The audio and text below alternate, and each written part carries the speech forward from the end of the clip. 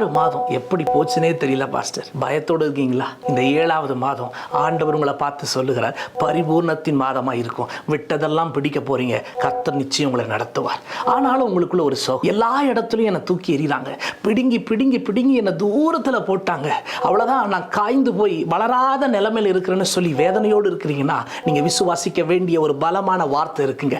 சங்கீதம் 1ஆம் அதிகாரம் 3வது வசனம் பாருங்களேன். அவன் நீர்க்கால்வாய்களில் ஓரமாய் நடப்பட்டு தன் காலத்தில் தன் கனியை தந்து இலையுதிராது இருக்கிற மரத்தை போல் இருப்பான். அவன் செய்வதெல்லாம் வாய்க்கும்.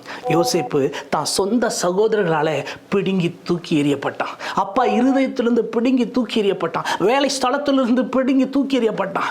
எத்தனை இடத்துல பிடுங்கி இருந்தாலும் அவன் தரிசனத்தையும் அவனுடைய அடையாளத்தையும் கர்த்தர் அவன் விசுவாசத்தையும் உதிர்ந்து போக பண்ணல, நிலைச்சிருக்க பண்ண, உயர்த்தி வச்ச. இந்த வார்த்தையை விசுவாசி இந்த நாளை ஸ்டார்ட் பண்ணுங்க. நிச்சயமா இந்த மாதமும் நாளும் உங்களுக்கானதா இருக்கும். ஏமே